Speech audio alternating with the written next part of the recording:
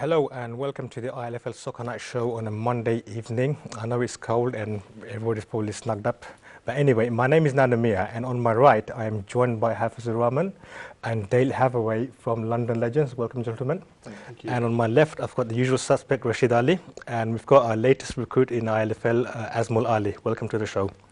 Now, first of all, we will be talking all about the action from the brand new ILFL National Vets tournament that took place yesterday.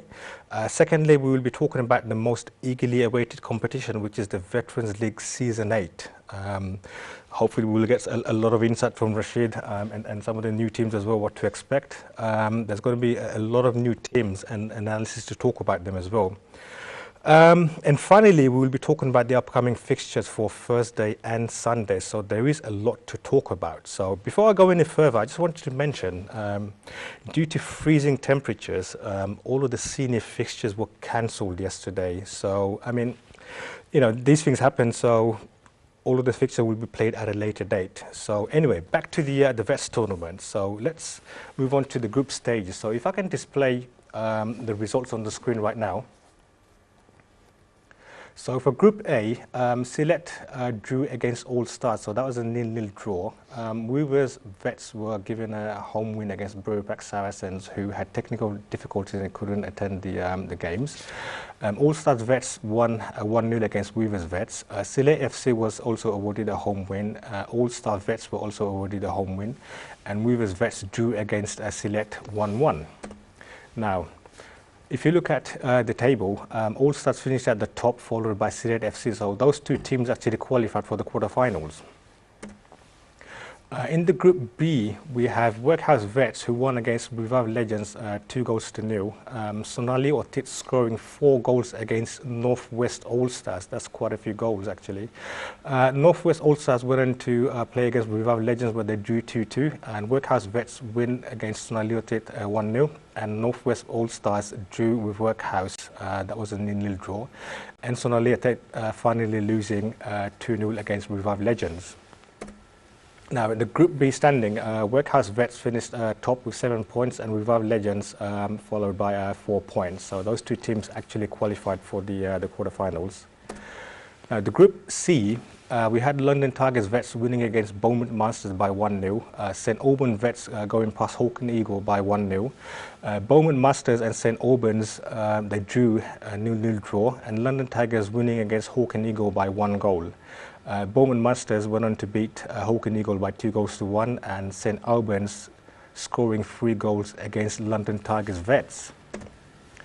Now, in the Group C standing, St Albans Vets, again, 7 points. I can see a pattern there, and London Tigers Vets, 6 points. So those 6 teams actually qualified. The third place is also qualified for the quarterfinals as well.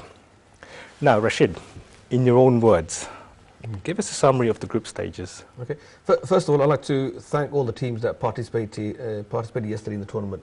Yes, it's very cold. There were some teams, especially St Albans, coming from outside London, Northwest All Stars come from Oldham. For them to travel from Oldham up north is a credit to them for the desire to participate. And credit to all the teams, they were on time, and we actually kicked off at bang on 11 o'clock. So well done to all the teams, and thank you for entering. As we mentioned last week, it's a tournament basically like a curtain raiser for next VL8, which starts on Thursday. And not surprising, we saw a lot of new faces. And a lot of teams, I think, likes of All Stars and Select were favourites, Iran Tigers. So it was nice to see new faces. There was no easy winners, so it was the group stages. I think more or less the top teams deservedly going through. Yes, we had the added bonus of 2 best third place, which gave everyone an incentive. So the last game did matter, and it did actually come into fold to qualify for the quarterfinals. And hopefully we look for quarterfinals. But overall, it was a good setup. It was nice to see the players, even in the cold, and everything kicked off, and it was nice to play by all the players. Fantastic. Azmul, I'm going to bring you into this. Hawk and Eagle has not been doing very well recently, have they? So what's going wrong? No, a couple of things I would actually point out as one of the main problems are our goal scorers. I think we lack a little bit of finishing touch up front. And the other thing as well is I think pretty much what you summed up from last week as well. We don't have one individual that is actually a match winner. You know, in every team you need one particular player that, you know, brings fear into the opposition. And I think we lack those two main things, and that's the main reason why. I mean, we give every game, every team a good competitive match. I mean, we've been losing like 1-0 or 2-1, so there has been opportunities throughout the game, but it's just that we don't have that killer instinct player or that killer instinct finish, I'll say. Are you actually looking to make that killer instinct player, or are you looking outside to bring in a new player? Combination of both. We've been trying to move players around, so we have been sort of like reshuffling our players. We are recruiting as well players. I mean, we've been recruiting for a while now, but we're still trying to find that correct formula as well. So once we, I think, find the formula, I think then we'll have a better establishment or a better bash at these tournaments, I should say. In fairness to as well in Hockey, to be honest, they've not been established for that long. So they're not expected to be with the big boys. And even yesterday in the tournament, they surprised quite a few teams, especially with the big boys, with London Tigers, with Bowman and St Albans.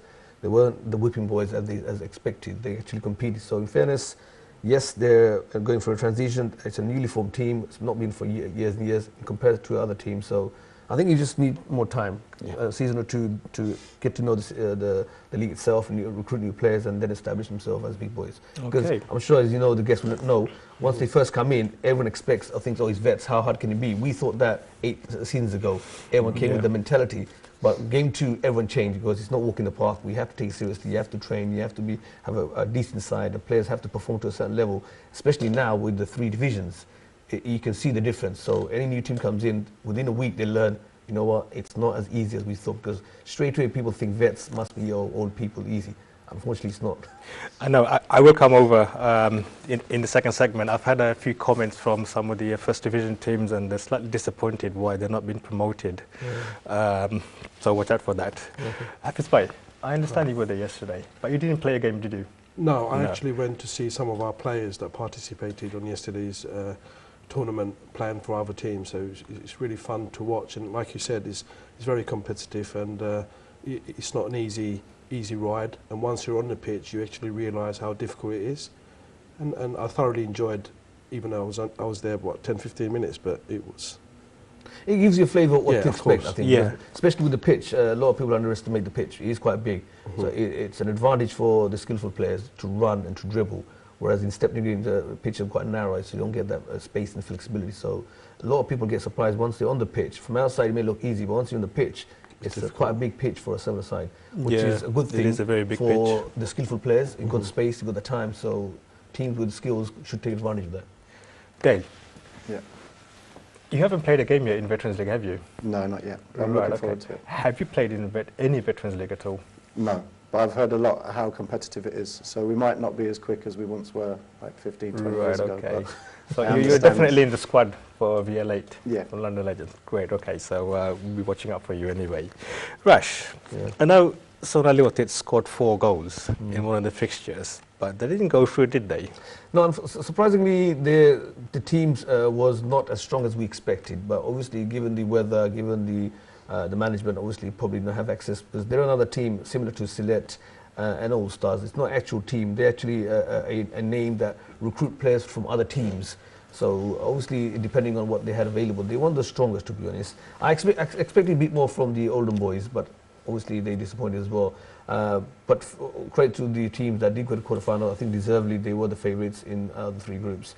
They had a good start, The first game was quite convincing. I don't know if the boys from Oldham had a jet lag or whatever, tired from driving all the way. That is always a possibility. There's a possibility, because it's a long drive from Oldham to London. It is, but first in the morning. But credit to them, they were there on time. They were there at 10 o'clock, and game kicked off at 11 o'clock. So I don't know, maybe, but they weren't the best prepared, so to speak. But I know you tipped them, but they didn't look that good. They were okay. I put my neck on the line for them. But anyway, I mean, after they scored those first 4 goals, I thought this looked promising. But, on the day, anything could happen. But anyway, let's find out what happened in the quarterfinals. So if I can display the quarterfinal results on the screen now.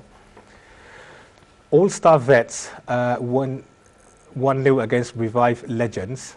St Albans Vets losing against Rivers by 1 goal. And Workhouse Vets winning against Sylhet FC by 1 goal, and Bowman Masters winning against London Tigers Vets by 1 goal. The key match there was the Bowman Masters v London Tigers. London Tigers, I think were on paper one of the favourites as they win a lot of the tournaments and leagues and cups, but they knew Bournemouth was not an easy game. In the league, they actually beat them. But when it matters, one-off, quarter-final, it was tough. I think it was 50-50 to be honest. And Bournemouth had one chance and they took it. So, but the surprising one is the Workhouse Vets. That's actually Workhouse Elite, the B team, not the A team. So for them to get to the quarter-finals and to beat Sylhet, which again is a recognised team, they're quite successful in one-day tournaments, because again that's another team made up of players from other team. But credit to Workhouse for beating Sylhet, one of the favourites, 1-0, and get to the semi-final. Okay, well, let's actually find out what happened in the finals. So, Semi-final. In the semi-final and the final. Okay. So if I can display the results on the screen now, All-Star Vets win against Weavers by 1-0. Workhouse Vets and Bowman Masters actually drew, but Bowman Masters won on the penalties. So two of the teams went into the final. So it was All-Star Vets and Bowman Masters who drew against each other on the final, and it had to settle down using the penalties. So do you think... I think the best two teams with All-Stars and Bowman, and I think Workhouse, I think based on performance on the group stages, looked the decent, or looked a favourite to me, from my opinion.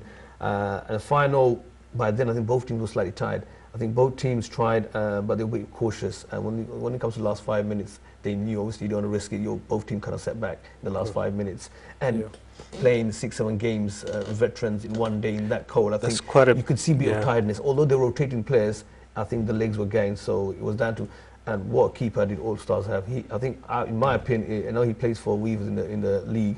He's one of the best keepers, and he made a couple of good saves to make sure the All-Stars win on penalties. Yeah, so Russell. Once again, credit to All-Stars for winning the tournament. Absolutely. Congratulations to All-Stars for winning the tournament. I mean, what do you know about All-Stars? I mean, I haven't seen them come across before. Well, it's a mixture of, again, they from Camden, and some of them play for Tigers, some of them play for Weavers, and few new faces. So again, it's a mixed team of friends. They normally enter tournaments. They don't participate in the league because they play for individual teams, so Weavers, Tigers, various other teams. So it's a mixed team of friends that live in London area. So they normally enter tournaments as participants enjoy themselves. So credit to them. It just shows, similar to Sylhet, it's not a team, it's a mixture of players, similar to Shonali. There are some teams, they're not really... Sometimes it works, doesn't it? It does work, and for them it's about participating, enjoying, and having a laugh. And if they win, they win. If they don't, they don't. Because I know in the past they've entered other tournaments outside London, and I've heard they've won 1 or 2 outside London as well. So it's not a new thing. They're used to each other, they're friends, they enjoy, they participate, and they try to win tournaments. Asmo, now you've played in the Veterans League for a number of seasons. Yeah. And you've played in the Vets tournaments as well, quite a few tournaments. I mean, in terms of quality, how do you think they compare? What, between the leagues between the leagues and the tournaments? Well, one of the things you have to remember is in tournaments you have to be very fit, or you have to have a very big squad, because when you get to the quarterfinals, the semi-finals and the finals, that's when legs do come into it. I think we just saw the quarterfinals, all of them winning 1-0. So you could tell, or you could predict some of the games where they're trying to just get that 1-goal win and then just try to hold, or just try and play defensive, or try to actually, reduce their energy levels a bit until... Whereas in the league games, that's like, I think I would say, bread and butter. That's where teams want to prove themselves. So, week in, week out, they'll bring their best team, what they should do, and actually try to be successful. You might have one bad result, but that's not going to affect you. Obviously, in the tournaments, you have one bad result, you go home. So they're the major factors. But I just want to also say that in terms of what a superb pre-season, just a preparation for the Vets tournament to start. You've got all the big boys coming in. You could see some rustiness in some of their plays a bit, but you could actually see... Okay, Asmo, I'm going to have to cut you off for here. You can continue your sentence in the next segment. We're going to have to take a short break, so don't go away, stay with us, and we'll be back in a few moments.